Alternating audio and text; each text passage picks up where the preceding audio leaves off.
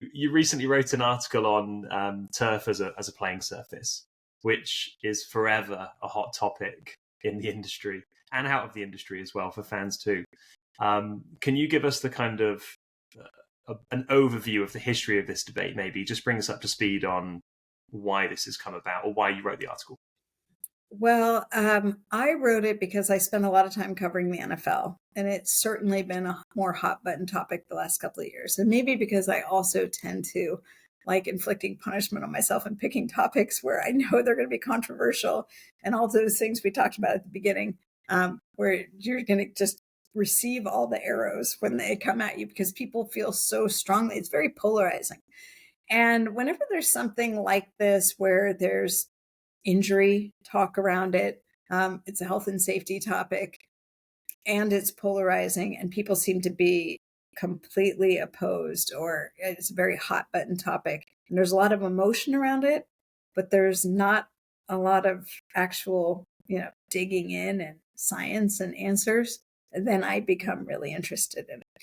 And so the last few years I've been paying attention to this in the NFL. The question has really been, what's a better playing surface, natural grass or synthetic? So one of the things I've learned, by the way, over the course of doing this, for my people who are in the industry, is that turf relates to all fields, and it's either natural or synthetic. That turf really, in their world, relates to everything. So there's natural grass and there are synthetic surfaces. And we've often seen the debate about which is safer framed that way, like it's a binary thing.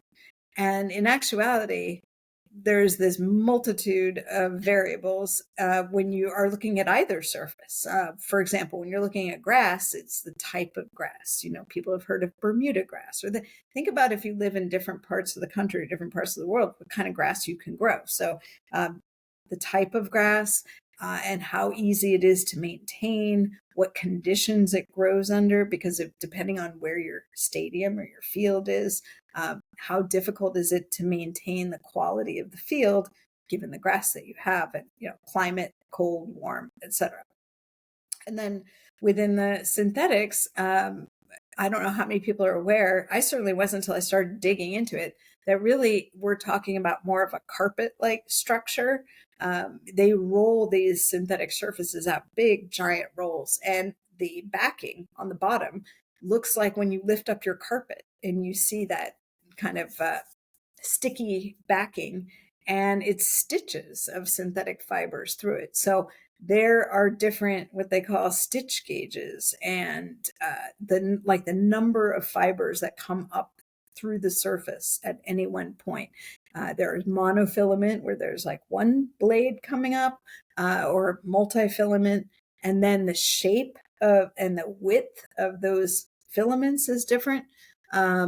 And then that's just and then the pile height, how tall, short, how close the stitching is together can dictate part of the surface. And then the infill, which is the complement to it. So it's kind of the dirt to the grass, if you will.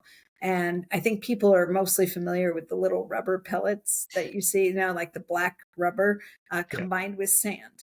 But there's actually companies that are making organic mixes. So it's not rubber now. Things like corn, and I've heard of some other different clean infill, as they're called. So if you think about all of the different variables, and even the infill blend, for example, how much proportion is sand? How much rubber do you use? How do you sift it out? How often do they groom the field?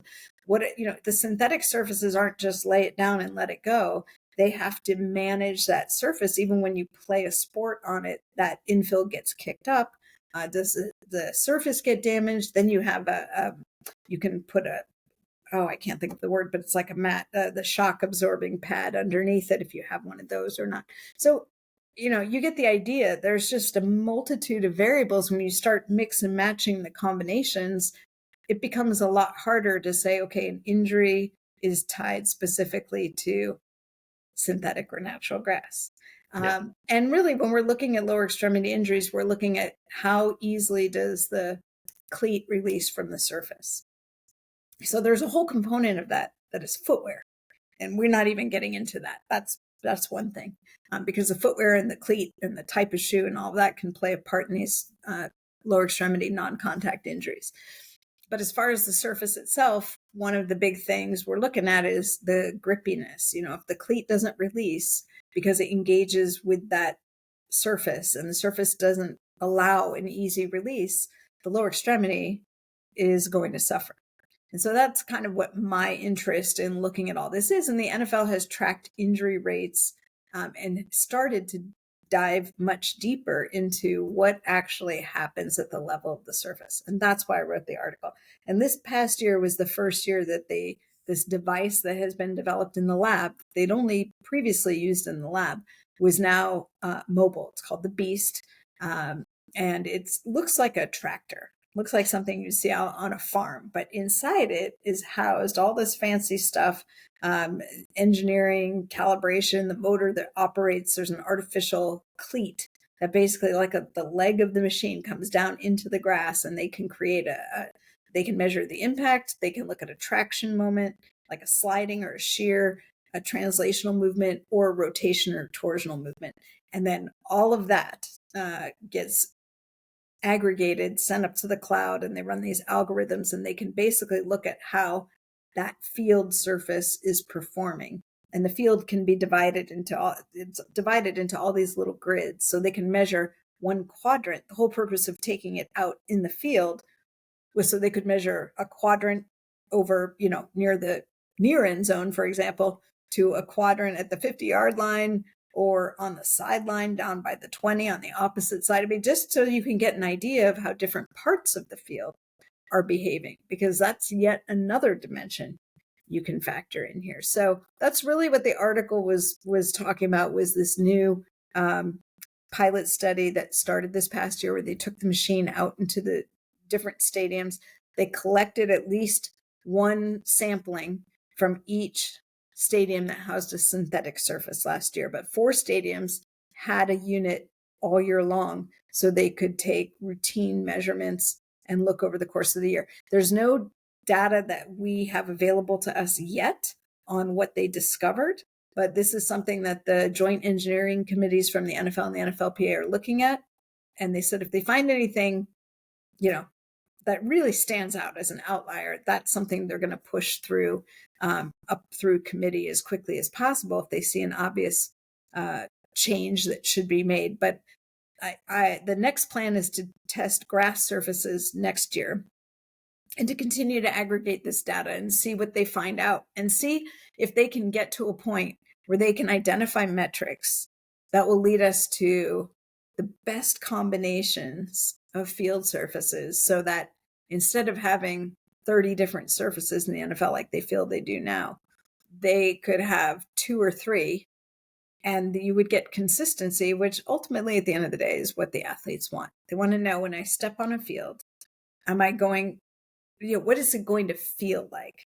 And right now, any of these NFL players will tell you, one week I feel great playing over here, and the next week I feel like I'm playing on cement. And then the third week, I feel like it, depending on what part of the field I'm on, it's terrible or it's good. And players like grass, but I will tell you that grass that doesn't hold up well, if it can't be well maintained, players are slipping and sliding all over the field. That's not good either. So you need to combine performance with health and safety considerations, and that's ultimately the goal. Can this technology look at things like impulse as well, just to kind of see what kind of impact or ground reaction force players are getting as well? Or that's part of it. I mean, so right now, they have and I haven't seen it done, so it's hard for me to fully describe it, but they do have these baseline measures that all fields have to conform to. And that has to do with the hardness. And it's basically, I feel like if I was, using the language like the pen and paper, or pencil and paper version of what this machine can do. But they have these things that are looked at before each game to make sure that a field meets the minimum standards for play. This machine can check those things as well. So it can look at hardness and impact of that cleat hitting the surface. Yeah, and of course, this is only one part of the puzzle, isn't it? This is the environment, this is the surface. If you're trying to if you're a team and you're trying to test a particular type of insole or shoe or cleat style for an athlete with an injury, and you don't know what the surface is like, nor the footwear, you've essentially got endless variables that to try and make sense of or not make sense of. And it's interesting because the NFL has also, and I know sometimes people are like, they must hear me and say, oh, Stephania is just, mouthpiece for the NFL. But I say NFL, and really the NFL and the NFLPA, these projects are jointly piloted. The NFL has more money, and so they put in more money. But the decisions, the studies are constructed with scientists that are handpicked by both organizations. So, the NFLPA picks their engineers, NFL picks their engineers. And I just want to make that clear because I think, there's always a lot of cynicism and suspicion about, oh, the league's doing this and that. But let's be honest, nobody else is doing the research. Like there's nowhere else that is doing that. So at least we're going to start to get some information, and they're hopefully going to be able to work with other leagues. The NFL has talked about working with FIFA as they go through World Cup decisions to learn from them, because famously, FIFA has certain standards for the World Cup venues that involve natural grass, and they will be using some of the NFL stadiums. So there's been a lot of frustration. People saying, well, why can they put in this type of surface for a World Cup venue, but they can't do it for the NFL? That's a different conversation. But I think recognizing that not all sports have the same needs or demands, but understanding how a surface plays for a particular sport is also part of the learning. To your point about the footwear, they have looked also, I was at BioCore, which is the lab where that works in collaboration. The engineers work in collaboration with the NFL. The NFL has funded a lot of research that happens there, but the lab is independent. And they have they have a couple of things they're looking at with footwear. They look at the flex points. So they have a machine that will take a shoe and do this flexing and bending of it repeatedly to see, how and when it fails. And they have put different shoes on these turfs to see what that coefficient of friction is like, so they can compare one shoe to another. And actually, they've come up with a footwear guide that the NFL puts on their website, on their health and safety website. Anyone could go find it, but it lists out how the different shoes have performed in those tests. Now, what we don't have is that shoe for every single kind of surface. So, there's some generalization that is happening there. But what the lab at UVA, which is across the street from BioCore, BioCore splintered off and became a private lab, but a lot of the engineers at UVA are also doing turf studies, and I spent some time over there with them, and they are now doing they have a robot that also has a cleat, and they can create different angles at which the cleat is impacting by putting the leg down, and they have a 3D printed cleat that they have, sort of looking at different, kind of aggregate of body weights and things. So they come up with this average NFL player cleat, but approaching the surface from different angles and movements. So it's hard to visualize. We're talking, I know nobody can see this, but there's a video in my article, if you go look at it, of the beast, so you can get an idea of what that's doing. This robot, hopefully, we are still working on a TV feature to come out later this year that hopefully will have some more of this other video in it. But this robot they have at UVA is looking at different angles, because we know players aren't always impacting the ground straight on, right? So they're coming in at different angles and turning and rotating. And they, for the first time, are getting natural grass samples so they can look at how that robot foot and cleat is interfacing with natural grass versus other types of synthetics. So they are looking at footwear as well, but the surface is getting a lot of attention because if you think about it, there's so much money spent on it, and stadiums have to change these out every few years anyway. And, some of the research led to a big change that's happening this year. The Vikings and the Bengals were the last two teams to have what they call a slit film surface. And that surface had really stood out when they looked at injury rates as being less safe. And now it will be gone from the NFL. The last two stadiums are replacing their fields as we're talking right now. So, the change is happening. Everybody wants all the answers right away.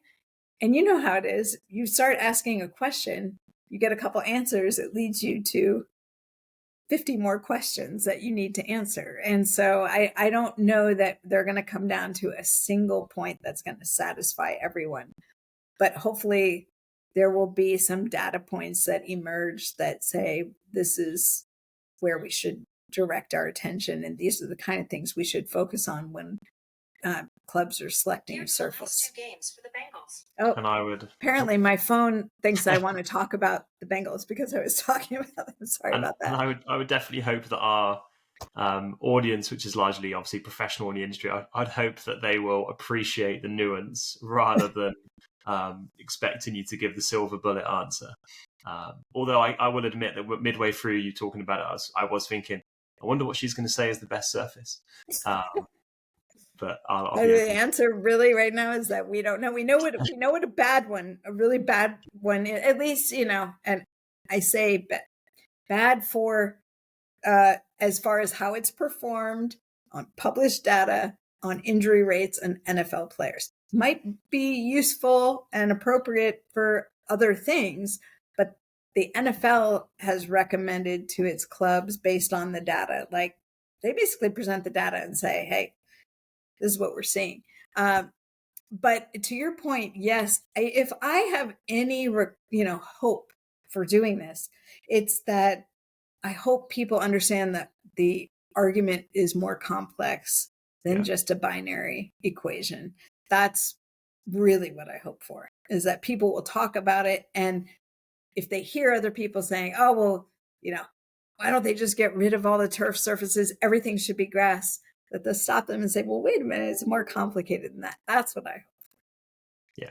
And I think it's great because, I know other sports will probably people listening to this show will probably, from other sports, will piggyback on the knowledge or start to follow this, even though, different sport, different animal, perhaps if you're soccer, football in Europe or rugby or something. But it definitely is thought-provoking and it's definitely usable, even if it is a different sport. There's definitely some transfer. I would say too that one of the things that struck me when I was reporting on this is that, both the NFL and the NFLPA are interested in the player feedback. They collected player feedback after games. What did you think of the surface? Why did you like it or not? They've done that for the last 2 years because they recognize that players feel differently after playing on different surfaces. And sometimes they will say, oh, my joints were killing me for 4 days. It was hard to walk after playing at Stadium X. And when I played Stadium Y, I don't feel that way. But what nobody has established yet is whether there's an injury correlation to how something feels. And it doesn't mean that it doesn't exist. It means that it hasn't been looked at yet enough to know whether there is a correlation. And if there isn't a correlation, it doesn't mean that how the player feels isn't important, because that actually is really important. So when they're looking at how do you find that ideal surface, it's a combination of how does a player feel when they're there and how are they able to perform? And then what's the safety component? And then also fiscally, what's the maintenance required on that surface? And is that sustainable? Because something that might work in one climate or somewhere with a closed roof might not work somewhere else. So where can you be flexible if you start finding these data points that tell you these are the ideal metrics for a playing surface for the NFL, for example? Yeah, it's hard to picture the Bills and the Dolphins using the same turf and getting the exact same conditions out of it, just the dramatic change in climate. Exactly. And, it's funny because maybe they will find out that there is something but what's interesting to me about this is that you're seeing some of the turf companies really get on board. And when I first went down to the UVA lab, of course, the PT in me was like, why were why did they build this if this wasn't going to be, people don't like it, or there's injury risk. And they reminded me, like, these weren't designed with that in mind. Yeah. Because nobody was thinking that way. They were thinking, what is going to be a durable surface? What's going to be something that will hold up to these stadiums that have multi-use demands? It's not just playing football on it. You're not going to be able to afford a stadium with 17 games a year. You have concerts in there. You have all these other things. So how is the surface going to hold up when you have a multi-use stadium? Or can the surface be covered, or whatever it is that you're going to ask? So there is a fiscal component to it. And I don't think that it's irresponsible to consider that amongst the other things. But I think now these turf companies are looking at, okay, how can we combine what we need for player performance? And everybody's looking at health and safety now. So now we need to take that into consideration. And oh, by the way, it has to be not completely out of the realm of what we can afford to manufacture it, or what people are going to be willing to buy. Yeah, that's very interesting. Well, I'm very aware of time. Obviously, you're on Twitter, but can you just share where the best place is for people to find you, the article, and everything we've spoken about? Yeah. So as you mentioned, Twitter, X, at Stephania_ESPN, and on Instagram at Stephania Bell. So I usually post most of my work things in those two spots. I am on Threads as well with the same Stephania Bell. And the turf article, if you go to ESPN.com/NFL, if you go to the NFL page, you search for the Beast. With I think I put in keywords today like beast and turf and surface and all of those things. You'll find it, or you could just find it on the internet. But I know it's on the Vikings page and the NFL page on ESPN.com, and that's where most of my work shows up, my written work anyway. Well, thank you for debunking myths on both your professional background, but then also the hotly debated turf topic as well. So thank you for your time today. Well, thank you for having me. I really appreciate it. Cool. I'm going to stop recording there.